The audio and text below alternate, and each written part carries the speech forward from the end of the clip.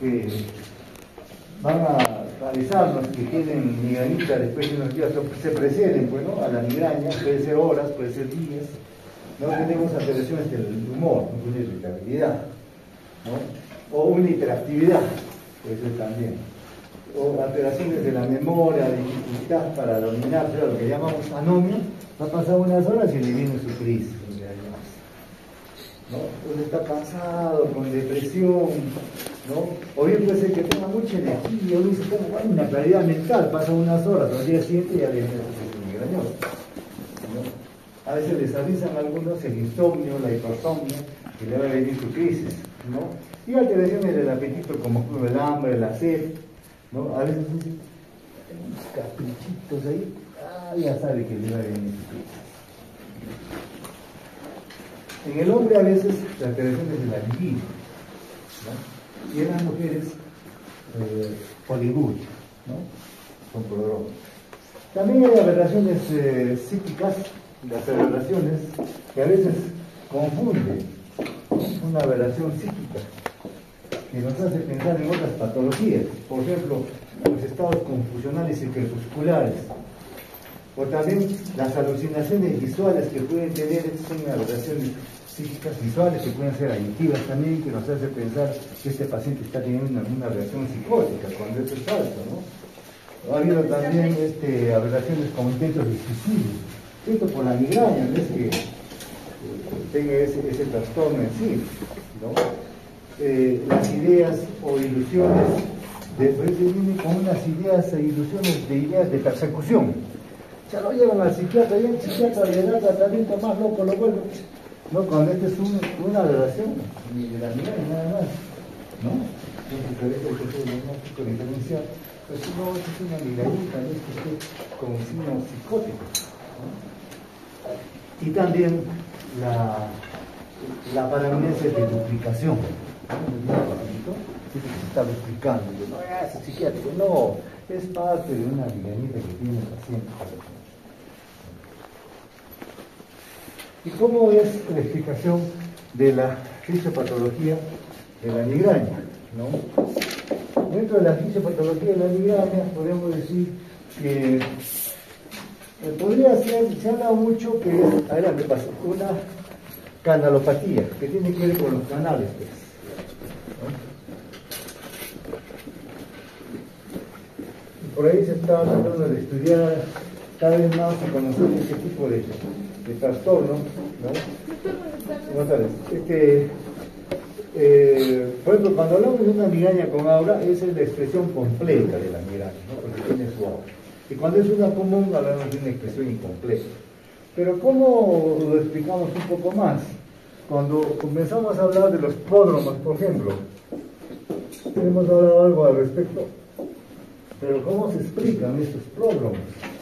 Los pródromos, ¿no?, que son los signos premonitorios que hemos hablado, que pueden ser, digamos, 8 días, horas, ¿no?, de las que ese dolor, por ejemplo, esa avidez por el dulce, ¿no?, ese bostezo, esos cambios de humor que tienen antes de que le vea la migraña, podemos atribuirle a que tienen un origen hipotalámico, ¿no?, que es adelante, es el reloj biológico que hablamos, ¿no?, hipotalámico. Y el aura, ¿cómo explicamos el aura?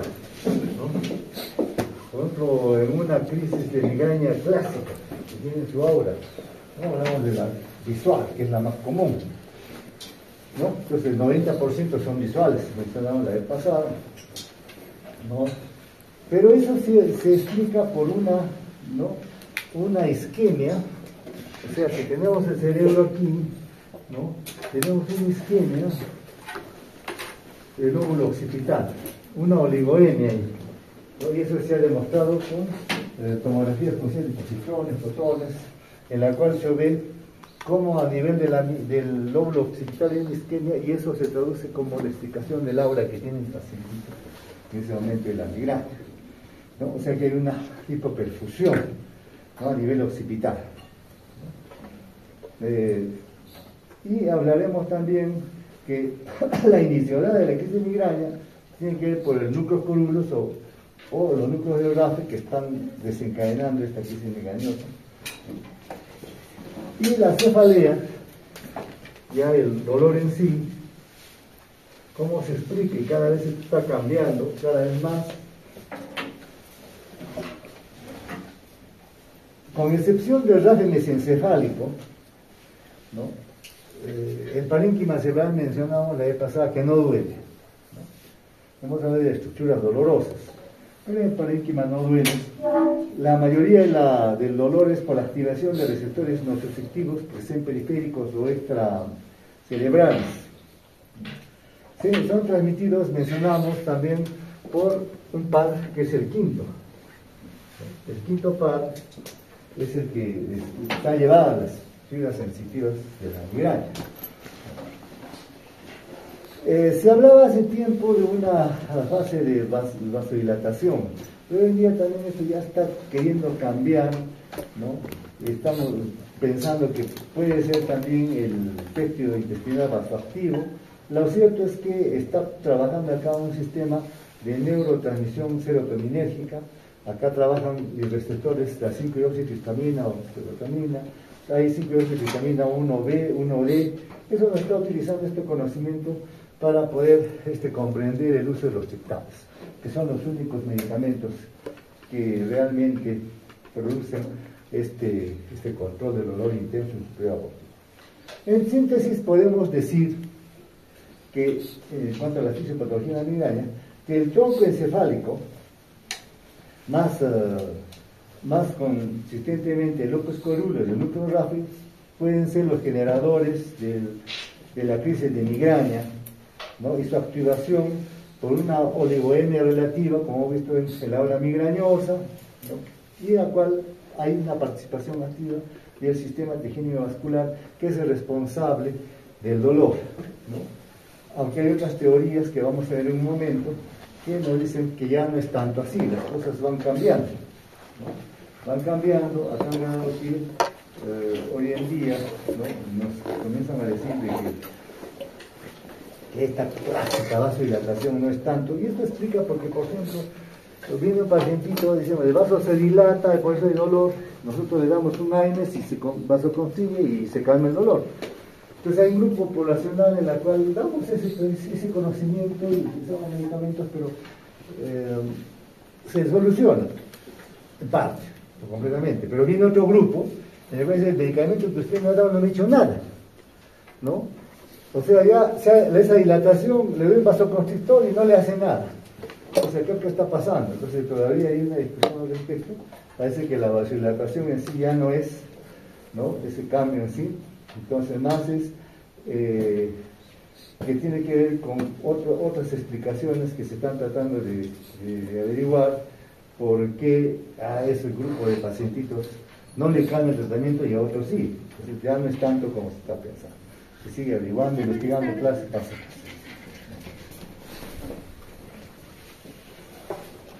Otro síndrome tenemos, la cefalea tensional, ¿no? La cefalea tensional. Dentro de la cefalea tensional podemos decir que es la más frecuente, ¿no? El 80% de la población tiene que es una de este tipo. Un 3% puede ser crónico, pero tiene más de 6 meses o más tiempo, ¿no? Generalmente es de sexo femenino, es el que se predomina, ¿no? No es una cefalea tan fuerte como la migraña, ¿no? En la medida termina yendo al hospital, no deja trabajar, si está haciendo alguna actividad deja de hacer esa actividad, ¿no? En cambio la tensional todavía puede hacer sus cosas, ¿no? La fisiopatología desconocemos cuál será la causa realmente, pero a veces lo relacionamos con la constricción de los músculos pericraneales, ¿no? Que están tensos, están incapaces de relajarse, ¿no?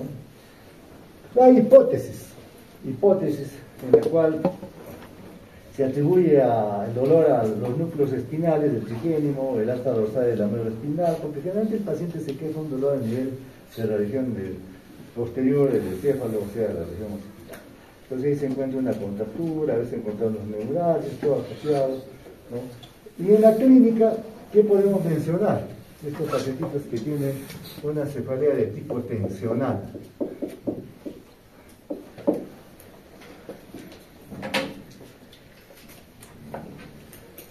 Puede ser a cualquier edad, porque incluso he tenido pacientitos estudiantes, ¿no? De colegio. Pase, y se dicen pasar. Más frecuente en mujeres de mediana edad, ¿no? 30, 40 años. Digamos que la cefalea diaria, o es casi diaria, si dura más de 15 veces al mes, 4 horas de promedio, sin tratamiento, al menos 6 meses, para diagnosticar que es crónica.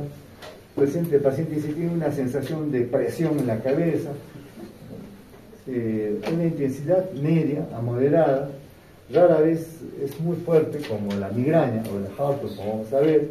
La migraña en un lado, esto es bilateral, el paciente negro como casco, no se agrava, con los esfuerzos que hace, tranquilo, a veces sobrelleva su dolor. Generalmente avisa o informa que tiene una cefalea previa hace un tiempo, que no le da importancia y que este se ha incrementado un poco al momento, sobre todo cuando tiene tensión nerviosa, ¿no? La instalación es insidiosa, tipo opresivo, ¿no? El 90% es bilateral, ¿no? El paciente dice, le duele la región occipital que va hacia la región frontal, ¿no? Y que lo tolera.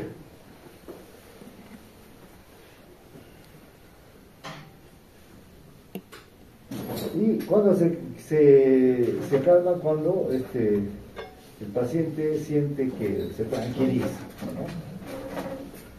Tenemos otra cefalea que es la cefalea de Horton.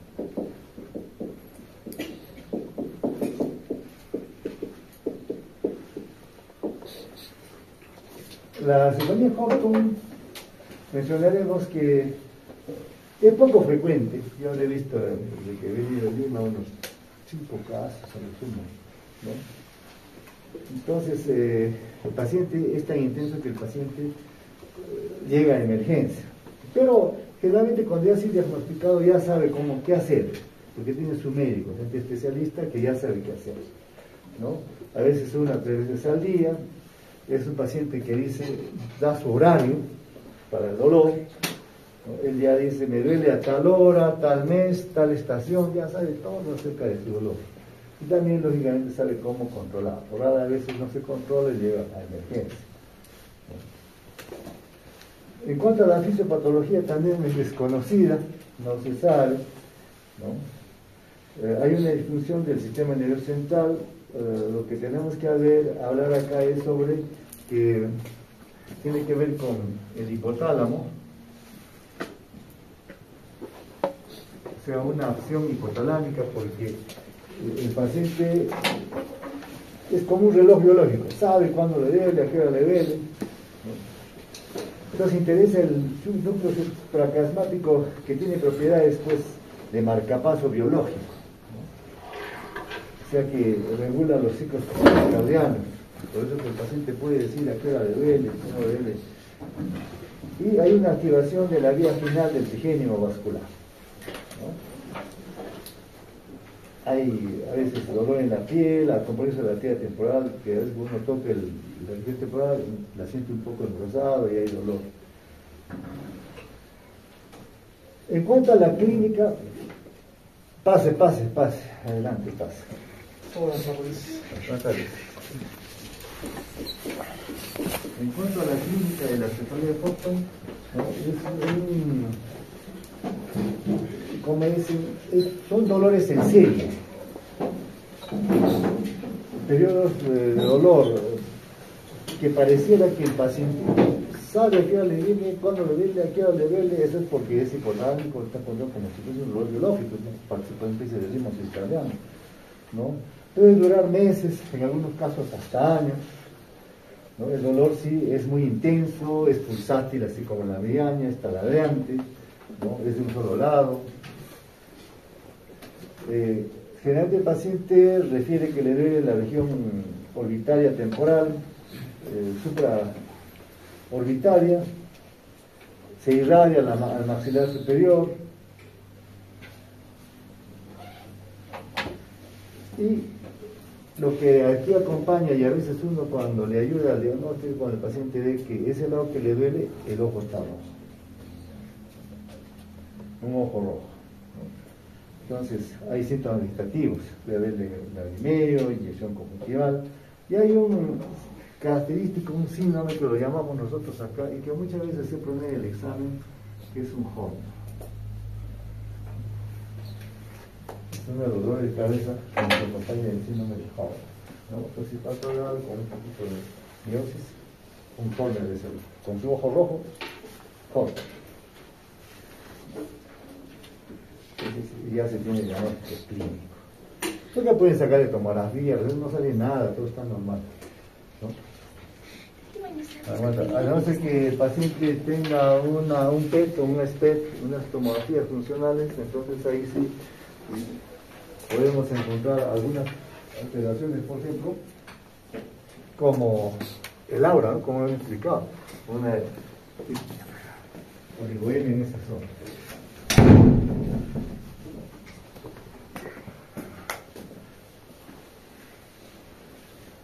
Entonces, ¿cuáles son los criterios, diríamos, bueno, antes diríamos la duración de la cefalea? El 65% dura de 15 a 60 minutos, no es que le duele todo el día, le duele un lapso de tiempo nada más. Un límite hay de entre 10 y 180 minutos, porque el dolor es tan intenso, sería imposible que un ser humano pueda soportar ese dolor todo el día, ¿no? Y tiene periodicidad. 1 o 2 cefaleas diarias al día. Hay un estudio que hemos resaltado que hasta 8 al día puede ser, no encontraron más. Hemos mencionado que tiene un ritmo circadiano, ¿no? Tiene relación con el sueño REM. Se han hecho estudios también en las estaciones. Un buen grupo decía primavera, otros otoño, ¿no? Un alto porcentaje de estos pacientitos. El alcohol sí puede precipitar este tipo de dolor de cabeza, por eso les aconseja a los pacientitos no ingerir licor, ¿no? Otro que precipita son los nitritos, algunos pacientes han utilizado sildenafilo también, ¿no? Algunos otros al calor ambiental. ¿Y qué criterio de diagnósticos podemos utilizar para este CLST de Horton? Es unilateral, suprolitario, duración de 15 minutos a unas 3 horas en general, número de 15, 1 a 2, hasta 8 máximo al día, y puede tener lagrimerio, congestión nasal, ¿no? Su duración frente, y lógicamente un Horton con flujo rojo, el diagnóstico clavado, es decir, es un Horton porque no le encuentran nada a ningún examen que les haga, ¿no? Ni tomografía ni resonancia. ¿Qué variantes clínicas podemos encontrar? ¿No? Hay síntomas inhabituales, por ejemplo, aura visual tipo migraña, ¿no? Que se asocia con vértigo, dolor paroxístico facial, ¿no? Que nos hace confundir como si fuese una migrañita, ¿no? A veces nos hace confundir que fuese una neuralgia del trigémino. Pero como el pacientito ya tiene historial, hasta casi ya nos da el diagnóstico, ¿no? A no ser que sea un debut, entonces ahí afinamos el diagnóstico, ¿no? Entonces, cefaleas episódicas aisladas, ¿no? Estas tienen forma crónica. ¿Qué damos? Generalmente damos lo mismo que las otras migrañas, como triptanes, a veces naproxenos, ibuprofenos, tambarones. Bueno, depende de cada caso, ¿no? Y en las tensionales, bueno, que dista con los tranquilizantes.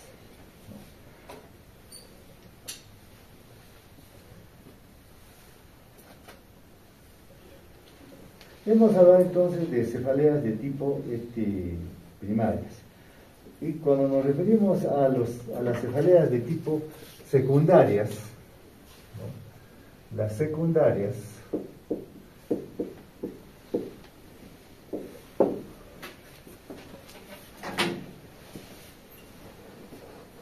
ahí tenemos otra gran gama de dolores, por ejemplo las de origen cervical,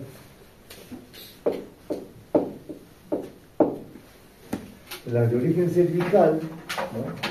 Que está relacionado con la columna cervical, ¿no? Porque ahí encontramos que esa parte es rica en terminaciones nerviosas. Ahí encontramos lesiones, malformaciones como la charnela occipito vertebral, donde está jugando pues el cerebro con la columna en su inicio.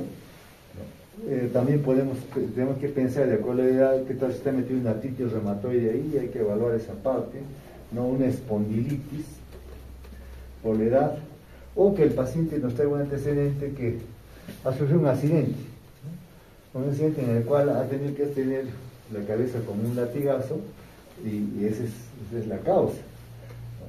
O también, si el paciente tiene cierta edad, ya hablamos de las artrosis, que esté una artrosis ahí y condicionando este dolor, no un problema degenerativo.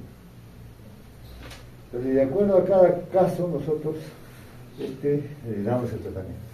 Artritis, artrosis, latigazo, de acuerdo a cada caso, vemos a qué se engloba. Lógicamente un analgésico, conservador, relajantes, y lógicamente pedimos también, si fuese el caso, una radiología por lo menos de esta zona. Y las neuralgias craneales,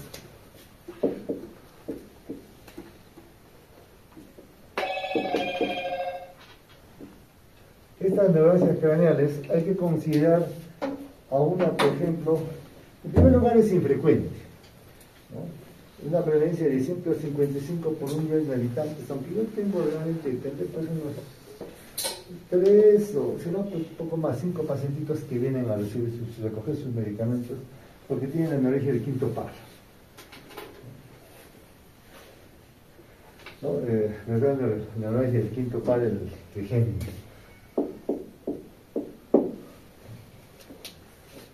El glosofaringeo no tiene 1 o 2 casos, pero no vienen, parece que ya se habrá solucionado. Entonces es la más común de las neuralgias. Su casuística es con comprensión del nervio, el nivel del ganglio del quinto par, ¿no? Hay hipótesis. ¿Qué dicen las hipótesis? Una inflamación crónica de acantamiento latente de un virus, el herpes se ha metido ahí.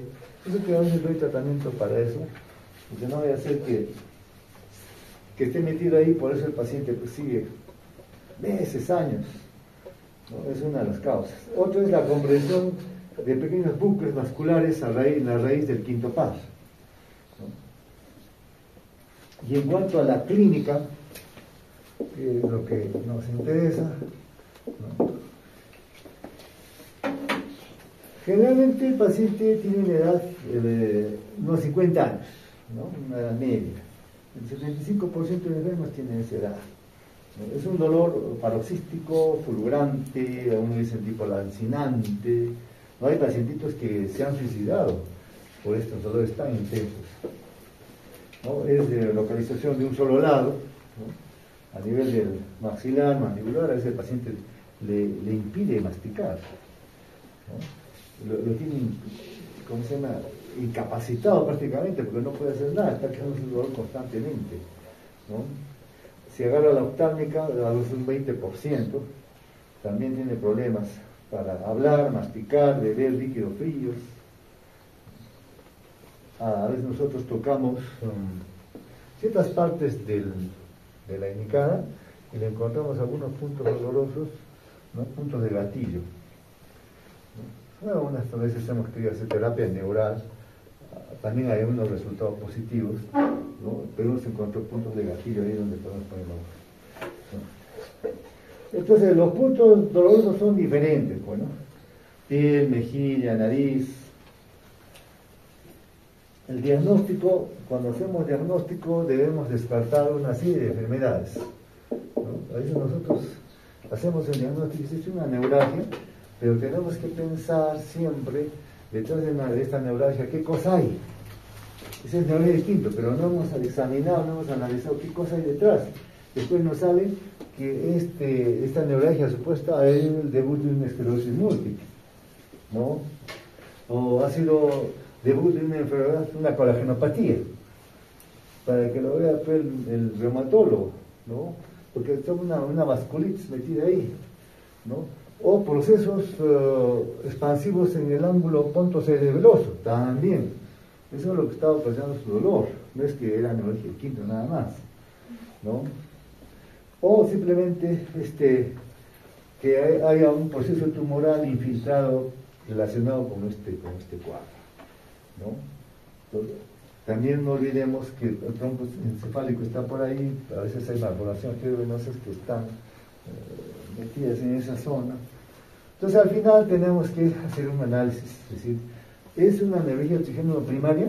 O sea, no tiene nada que ver con otra enfermedad, comorbilidad asociada, ¿no? Porque si es así, tenemos que dar tratamiento para eso, si es una corajonopatía o si es un proceso tumoral, hay que trabajar ahí, ¿no? Pero si no tiene nada de eso, pues es primaria, solo nos dedicaríamos a dar tratamiento con estos pacientitos que vienen cada mes a recibir sus altas dosis de medicamentos para que le calmen el dolor, porque ellos mismos dicen, no pueden vivir si no toman medicamentos, ¿no? Estamos dándole canacepina, gabapentina en altas dosis, tramadol, etcétera, etcétera.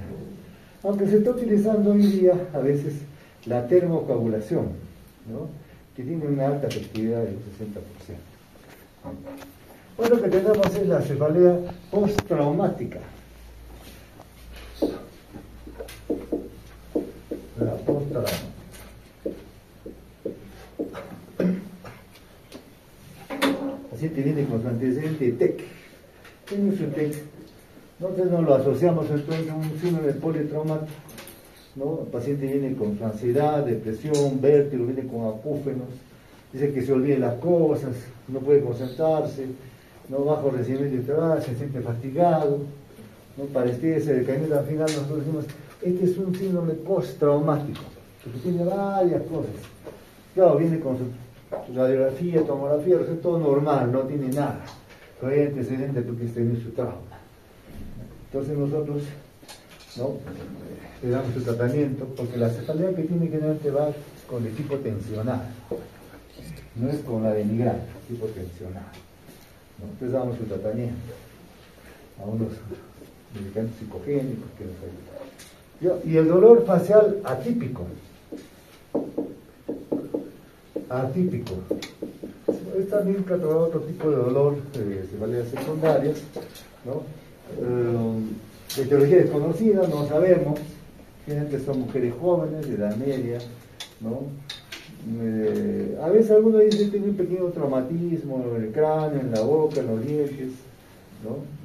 Que nos dice, este puede ser un dolor tipo neuropático, ¿no? Porque todos los exámenes que vienen a veces no encuentran nada.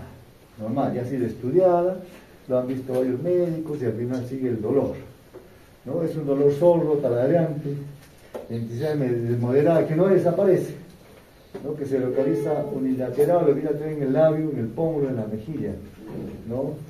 Tenemos que utilizar algunos incluso sistemas antidepresivos para calmar su dolor.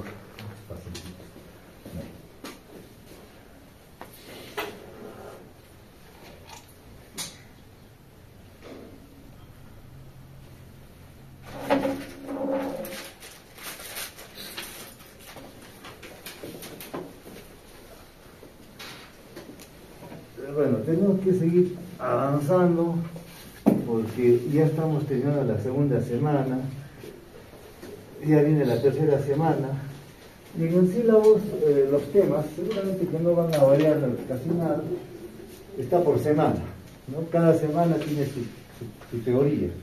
Entonces un poquito atrasados porque esta semana también el día martes hubo la fiesta, ¿no? Entonces estamos un poquito atrasados, estamos tratando de nivelar un poco para no quedarnos, porque cada semana está así, la teoría, ¿no? Ya no son los sílabos como antes, ahora todo está bien programado. Entonces, desde la siguiente semana, esta semana sería, hablamos sobre los trastornos de la vigilancia, ¿no?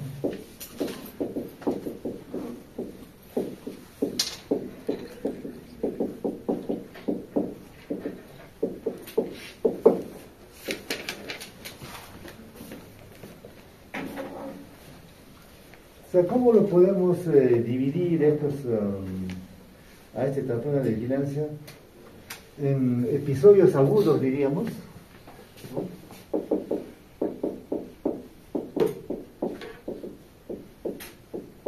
De pronto, ¿no?, le da su síncope, diríamos, ¿no? O sea que son breves, transitorios, ¿no? De manera espontánea. Y aquí nos estamos recibiendo acá, a los síncopes. Entonces, cuando una persona se desmaya, ¿qué cosa tiene un síncope? ¿No? Se desmaya unos segundos, unos minutos. Por ejemplo, una epilepsia, pero que no es convulsiva, ¿no? Simplemente se desmayó. Claro, después le cuentan que tiene un proceso orgánico cerebral. Si se ha repetido, por favor, no voy a pedir que se retire. Entonces, pierde su conocimiento, entonces nosotros tenemos que catalogar. Si tiene un síncope, en primera instancia tiene un síncope, pero en la anamnesis ya nos va a ayudar mucho a ir ajustando el diagnóstico si es epilepsia, con la tomografía también, con un electro probablemente. Y esto puede ser ocasionado, por ejemplo, con su compañerita, ¿no? Que acaba de hacerme un boicot, ¿no? De repente está enamorada, ¿no? Y lo ve a su enamorito que es interno de medicina, con una obstetriz, ¿no? Simpaticona, tanta es su impresión que ¡plac! Se desmaya, ¿no? Una acción psicógena, ¿no? Psicógena, ¿no? Pero eso también tenemos que recoger la información, ¿no? Para decir esto es benigno, no es algo grave, simplemente ha sido una gran impresión, ¿ya? Una gran emoción ahí que ha podido producir esto, ¿no? Entonces, y lo otro es el delirio y estado de confusión, ¿no?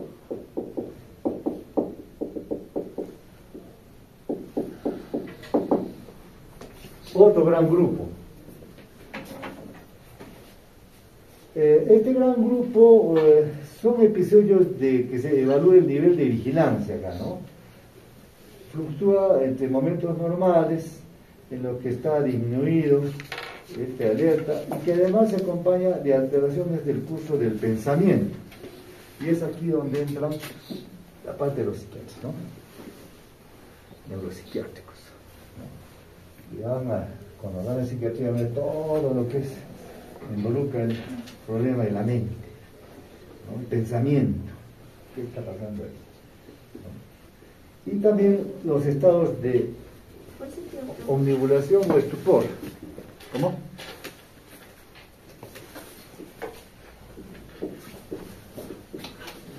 O estupor. Otro gran grupo, ¿no? Aquí estamos hablando los grupos, pero ¿de dónde los catalogamos? ¿Qué es estos pacientitos? ¿No? El estupor. ¿Cuáles son la omnibulación o estupor que van a poner ahí como un síndrome? Aquí son estados de inconsciencia, ya no como el otro que había todavía momentos de disminución y está disvariando, no. Acá hay inconsciencia, y pueden ser prolongados, ¿no? Lógicamente reversibles. Entonces, esto sí constituye una urgencia médica, ¿no? Para plantear el diagnóstico, el tratamiento inmediato. ¿Por qué el paciente ha llegado así? ¿Qué está pasando? ¿No? Y finalmente, ya hablamos del tercero, que es un estado vegetativo, ¿no? Un estado vegetativo. Ahí nosotros, estado vegetativo, decimos crónico persistente, ¿no? ¿Sí? ¿Alguien quiere hablar? Doctor, ¿cómo está? ¿Ya? Doctor, Sí. ahorita tenemos una pequeña clase y nos están llamando. Presente, doctor. No entiendo, la clase de ustedes es a la una, ¿no? En lo que es, tiene el conocimiento y dónde lo lleva a un lugar donde hay urgencias. Es lo primero que hace, ¿no? Entonces podemos decir y hablar que aquí estamos hablando nuevamente de lo que repetí, los síncopes, que vienen a ser el 1% de los pacientes que son hospitalizados, de todos los hospitalizados. O sea que es bastante frecuente. Si una persona se desmaya, solo se ha desmayado, y después despierta, por supuesto, no va a estar en estado vegetativo, ¿no? Ni en estado de sopor, ¿no? No, pierde el conocimiento y después despierta. Depende cómo queda después de que despierta también, ¿no? ¿Qué tal si es un EBC, está con afasia, me parece, pero despierto? Y no habla, tiene afasias, pero despierto. Entonces lo trasladamos como un 5. Entonces uno despierto, está normal aparentemente, pues es un 5. Un 5. Entonces,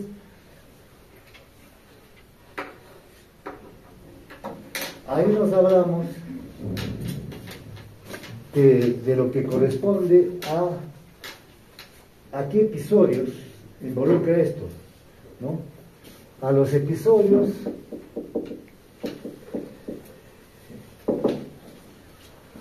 que pueden perder o no perder el conocimiento, ¿no? Y como son bruscos, son paroxísticos,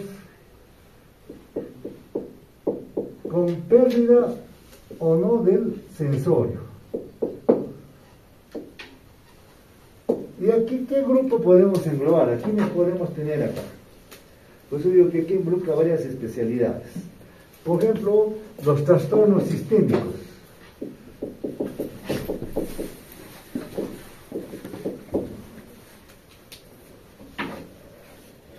Hablamos de los síncopes ahí, ¿no? Por ejemplo, dentro de los trastornos sistémicos hay los trastornos metabólicos.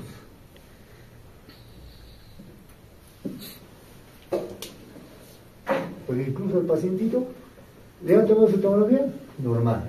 Le han tomado su electro, normal, hasta su resonancia, todo normal, no tiene nada, ¿no? Pero recogen la información, es un alcohólico.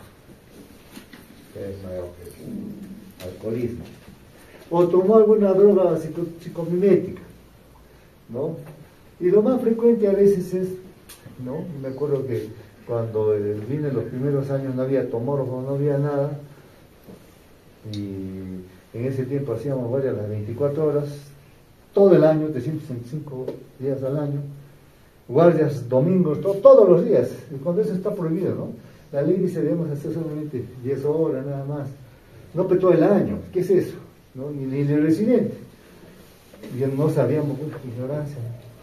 2 de la mañana, domingo, feriado, sábado, todos lo llaman al neurólogo, llamen. Ya un grupo se fue a orto y seguían llamándome los feriados largos, todas las mañanas, 2, 3 de la mañana, en la tarde, el domingo, todo. Y al principio decía, por favor, a este paciente, por favor, una glucosa, hipoglicemia, 60, 70. Oiga, usted para eso me llama, póngale un poco de glucosa nada más, le ponen glucosa y después para eso, es que ¿cómo vamos a aprender? ¿No? Todo es un problema, ¿no? O sea, por una hipoglicemia, ¿no? Entonces, por eso es que cuando ustedes, un paciente se evalúa, me dice, este paciente viene con síncope, ¿qué es lo primero que deben hacer? Poner dextrosa, ¿no? Hasta que, ¿a qué hora llegará pues su glucosa? ¿No? Ya, y su vitamina, por supuesto. Entonces, y si es alcohólico, mayor motivo. Entonces, la hipoglicemia, muy frecuente realmente, ¿no? Los casos de hipoglicemia, por eso pues tiene su síncope, su trastorno de sensorio, ¿no? Y otras causas también comunes. Bueno, aquí hablamos de los trastornos neurológicos. En los trastornos neurológicos, ¿no? Ahí pues nos llevan las crisis epilépticas, una epilepsia, ¿no? Los enfermedades cerebrovasculares, ¿no? Una migraña, también, ¿no? Las migrañitas complicadas, una migrañita como ahora la típica, ¿no? De tronco encefálico. Hay casos. Se llegó a esa conclusión, después de toda una evaluación. Trastornos del sueño, cataplegia, narcolepsia, y los también que puedan tener su vértigo, ¿no? Su vértigo del pacientito. Las crisis, los trastornos psicógenos.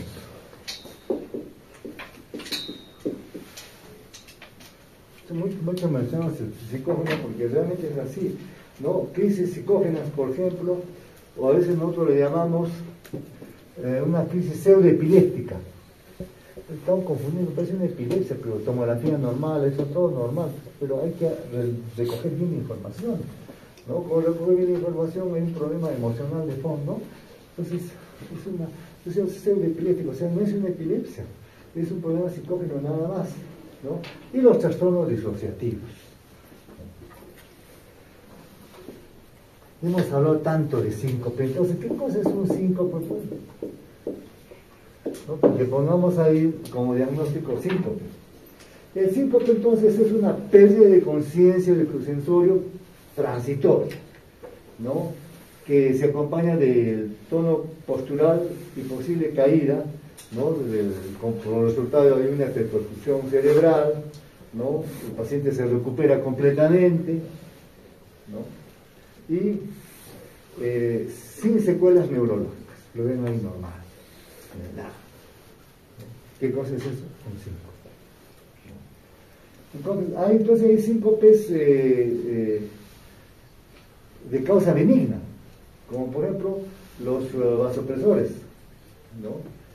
O síncopes, por ejemplo, ustedes están estudiando medicina, de repente por ahí la vecina dice, ya pues estás en cuarto año, creo que están en quinto, ¿no? Ya pues una inyeccióncita, también ven el Renato, ya pues ustedes, ya una inyección. Y la paciente pues está flaquita, ¿no?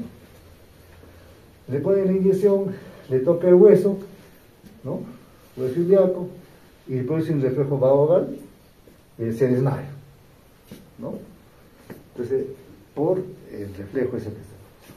O de repente ustedes que están, van a llevar ginecología, de repente se animan, un tacto, nunca he hecho un tacto genital, o sea, ginecólogo, eso. Hacen en forma un poco brusca porque están haciendo gimnasio, ¡pah! Tocan el cuello del útero, un reflejo vagal, también se desmaya la paciente. ¿No? O igual, cuando hacen un tacto rectal, quiero ver cómo está la próstata, yo voy a hacer un rolo, ya, cómo está la próstata, no sé ni qué es eso, pero... Y por hacerlo bruscamente, también lo ve y se desmaya el paciente, ¿no? Entonces hay que tener su atropina al lado para... Entonces, eso se produce con cierta frecuencia. Luego puede pasar al odontólogo, ¿no? A muchos pacientes, incluso eso pasa. A veces dice el cirujano no debe pues que se vaya el anestesiólogo. Muchas veces han pasado cosas porque el anestesiólogo se ha ido un ratito y lo dejó al cirujano cuando está manipulando todas las vísceras, todo produce estos tipos de reflejos.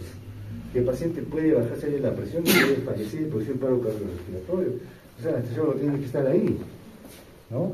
Monitoreando, cosa que actúa. ¿Se bajó la presión?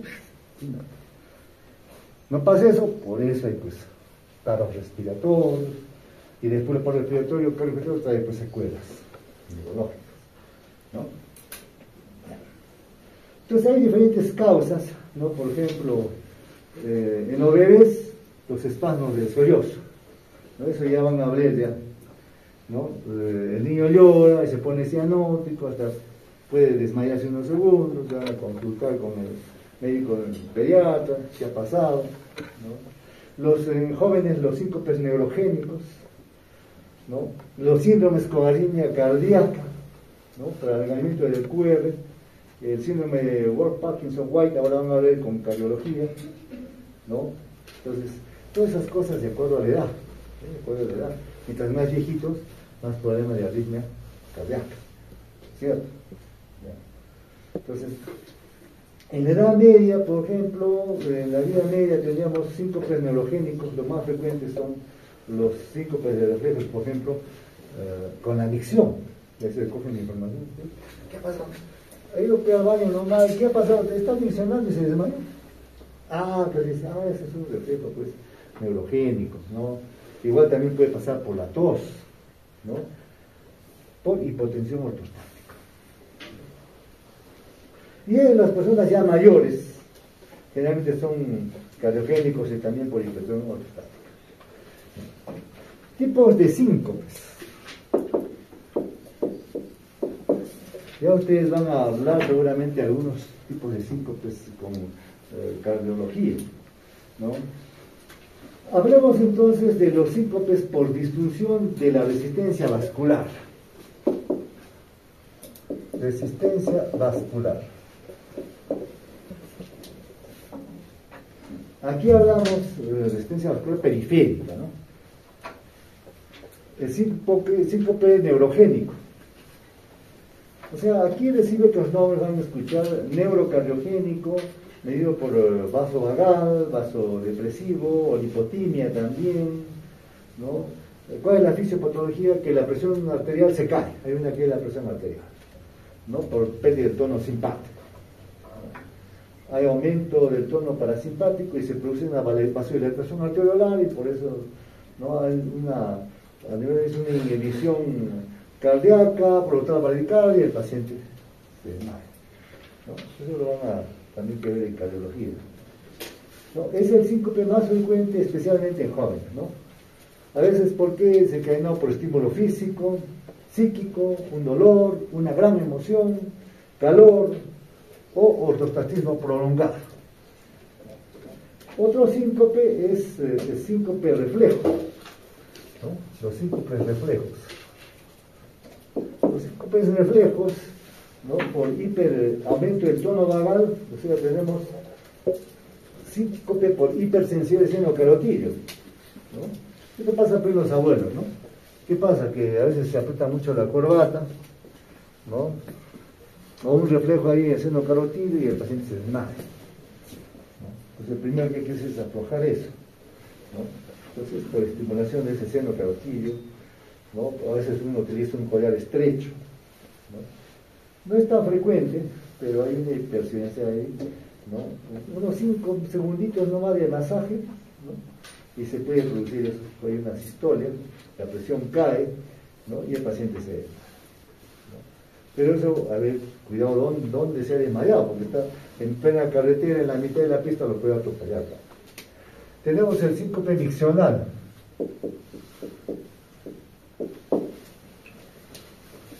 El síncope miccional aparece durante el vaciamiento de la vejiga. Generalmente, como ustedes están pensando, en personas mayores, de la tercera edad, ¿no? ¿Qué hacen los abuelos? Se levantan, ¿no? Van al baño, miccionan, vacían la vejiga y se desmayan, ¿no? O también puede producir en jóvenes, pero en los jóvenes cuando tienen exceso de ingesta de licor, ¿no? Ay, también puede pasar eso. A lo mejor. Por la defecación también puede ser, pero es raro, escaso. El síncope deglutorio. El deglutorio, ¿no? Es provocado por el dolor, ¿no? El paciente está haciendo la deglución, hay una neuralgia del glosofaringio, ¿no? En la ingestión, a veces por una ingestión rápida, y sobre todo cuando la bebida es fría. Si no recoge esa información, ¿no? Y se presenta este síncope. Por gasto cardíaco bajo.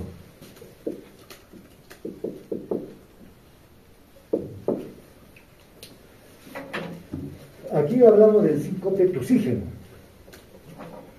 Es en personas jóvenes, sobre todo fumadores, personas que tienen un trastorno bronquítico, ¿no? Entonces vienen a todos, están sentadas y se desmayan, ¿no? O el espasmo de sollozo, que también nos hablaba hace un momento, esos son niños pequeños, ¿no? Hacen su rabieta, ¿no? De llanto, tiene apnea, cianosis, ¿no? Y se caen, ¿no? Y el padre, van a pediatra, todo, no estamos eso, ¿no? Los síncopes por hipotensión ortostática, los ortostatismos que dicen. Hay reducción de la presión arterial, hay caídas de tropiezos, fracturas. Generalmente esto se presenta en pacientitos de edad que están polimedicados, es decir, en gran cantidad de medicamentos para su diabetes, para su hipertensión, para su hígado, 10, 12 medicamentos y pierden el conocimiento. Los cardiogénicos. Bueno, los cardiogénicos ya van seguramente a tocar bastante en cardiología, ¿no? Por trastorno del ritmo cardíaco, ¿no? Ahí tienen una estenosis mitral, una estenosis aórtica, infarto, etc. El síncope por la hiperventilación.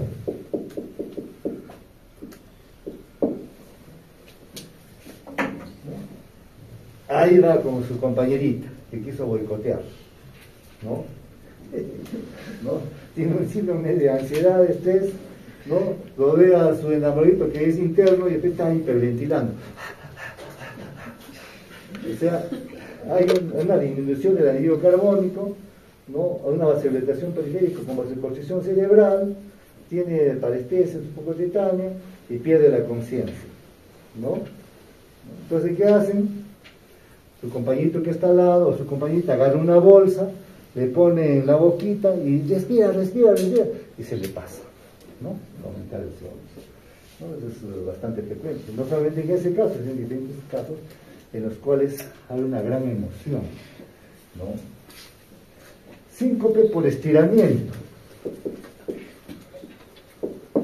Estiramiento, ¿no? Este es en adolescentes, ¿no? Cuando se despegan estirando los brazos, se echan hacia atrás, al tiempo que hacen frecuencia con una mayor valsalva, ¿no? ¿Esto por qué? Cuando hacen eso, ¿por qué? Porque hay un bloqueo de las arterias vertebrales, ¿no? Hay personas que son bien, como se dice, delicadas, como un cristal. Un pequeño esfuerzo pasa eso y pierden el conocimiento, ¿no? Sobre todo las damas, que a veces son, por su contextura, son más delicadas, ¿no? Entonces se produce una isquemia transitoria de la circulación posterior, por ese estiramiento que ha hecho, nada más, ¿no? Entonces ese conocimiento nos ayuda a evaluar, a decir, solo ha sido un estiramiento nada más, hay que cuidar que no se vuelva a repetir eso, porque se repite, ¿no? Las crisis de inconsciencia psicógena, ¿no? Eso ya hablamos, ¿no? Que tienen comunidad con trastornos psiquiátricos, el estrés, la ansiedad, etcétera, etcétera, ¿no? Las crisis epilépticas. No digamos, cuando ya agarramos el capítulo de epilepsias, las epilepsias no convulsivas, no convulsionan, simplemente se desmayan, ¿no? Hay una serie de casos. Otros episodios agudos, ¿no? Que baja la conciencia, por ejemplo, el alcohol hemos mencionado, las drogas psicodinéticas, la hipoglicemia, etcétera.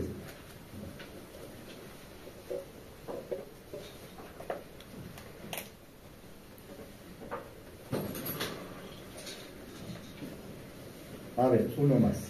Entonces, hablaremos sobre aquí, de aquí.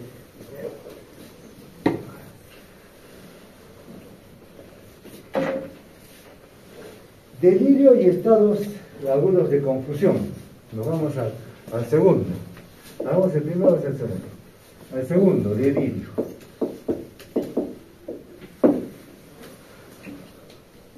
En el delirio,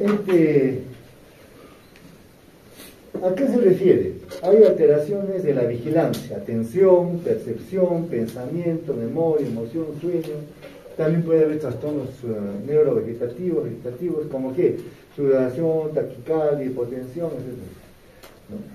En cuanto a la epidemiología, podemos mencionar que es una de las urgencias más frecuentes, ¿no? Empieza con un compromiso de estado cognitivo, ¿no? Y simplemente el riesgo puede a veces tiene que ver con alguna institución en que está trabajando. Y en cuanto a la etiología,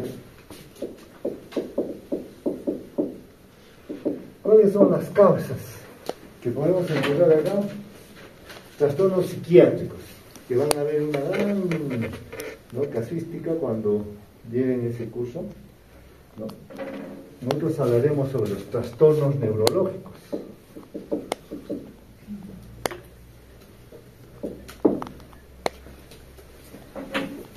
Por ejemplo, tóxicos, como que el alcohol, vamos a ver. Algunos utilizan alucinógenos, ahora están vendiendo otro tipo de drogas, puede ser, ¿no? Fármacos. ¿Qué fármacos pueden producir este delirio?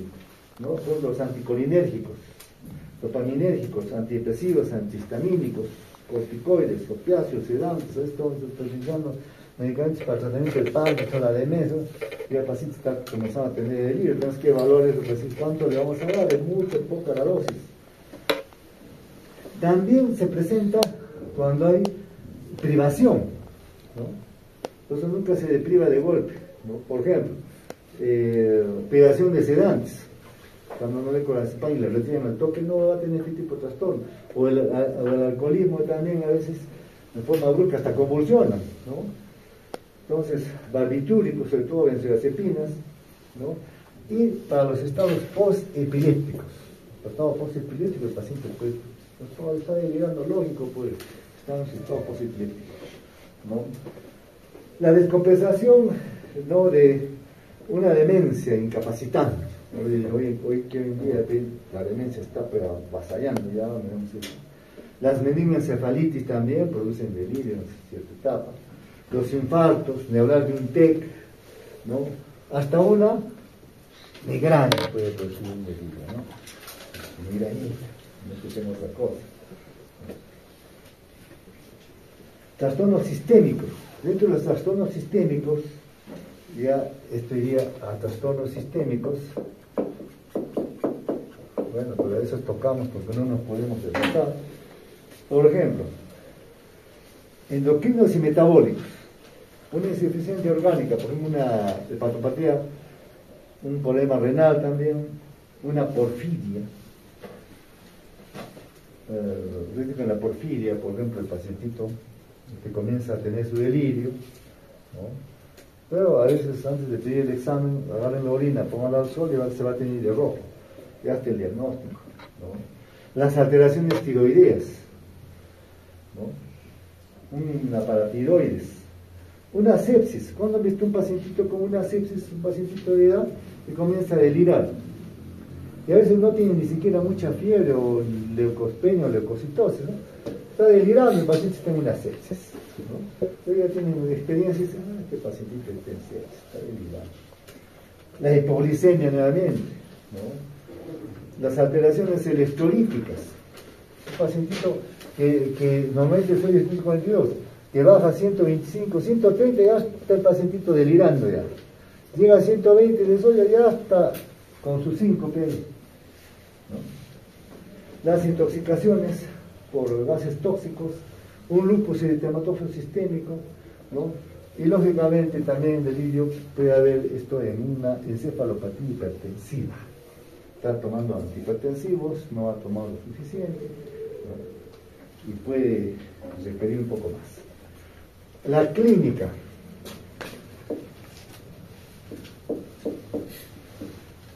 Clínica. En la clínica podemos mencionar que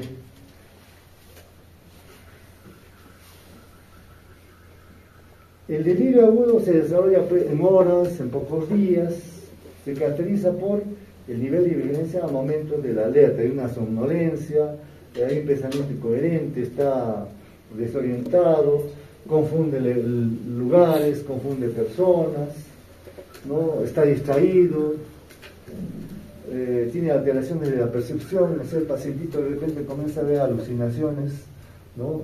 Hay alucinaciones visuales, puede haber auditivas, ya nos están diciendo que está teniendo delirio, cambios de conducta, está agitado, se pone irritable, ¿no? A veces también puede estar apático, ¿no? Inactivo, puede haber trastornos de la memoria. Entonces todo esto ya nos puede indicar que este pacientito tiene un delirio. Nosotros, ¿qué debemos hacer? Un pacientito que tiene delirio y que está en ese estado, es tomarle una neuroimagen, ¿no? Una neuroimagen, ¿ya?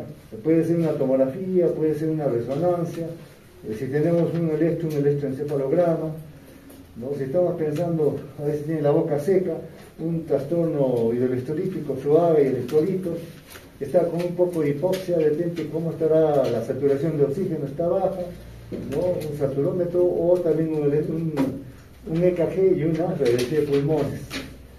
Tomaremos lista. Alfaro Estofanero, Apán Salarico, presente, doctor. Calizaya Gamani, Presente, doctor. Calillat Icona, Presente, doctor. Cayata Chandi, Carcaja Álvarez, Presente, doctor. Cari Manani Yomi, Casilla Paredes, Presente, doctor. Carita Kea, Charco Taca, Presente, doctor. Chipana Anca, Presente, doctor. Cuevas Mondori, Presente, doctor. Cutipa Chaña, Cutipa Cela, Presente, doctor. Flores Mamani, Presente, doctor. Guarache Laurente, Presente, doctor. Rito Larico, Presente, doctor. Ituzaca Cagua, Presente, doctor. Llano Mamani, López Rosas, Luis Chotipo, Presente, doctor. Luis Chotipo, ¿no? Ya. Machaca Calcina, Presente, doctor. Maldonado Visa, Presente, doctor. Mamani Cori, Mamani Bajando, Mamani Vaquera, Mamani Quispe, Presente, doctor. Mamani Ticona, Mamani Picharico, Presente, doctor. Maquera Encinas, Presente, doctor. Maquera Encinas Fabiola, Presente, doctor. Meneses Pampa, Ojeda Saavedra, Presente, doctor. Olazada Mamani, Ortiz Quispe, Paxi, Presente, doctor. Farid Marca, Presente, doctor. Pérez Calarte, Presente, doctor. Pérez Flores, Presente, doctor. Fiesta Pinto, Quispe Aquino, Presente, doctor. Quispe Upidi, Presente, doctor. Ramos Gutiérrez, Reina Quiñones, Rodríguez Calizaya, Presente, doctor. Rojas Chambilla, Presente, Zulca Guayata, Presente, doctor. Torres Paredes, Presente. Vélez Durán, Vilca Coaquira, Presente, doctor. Quispe Sanca. Presente, doctor. Bien, entonces continuamos el martes sí nos toca. Continuamos el martes. A veces esta semana hacemos martes y jueves antes que vengan en los cines, ¿no? Listo. Entonces continuamos la otra semana. Gracias.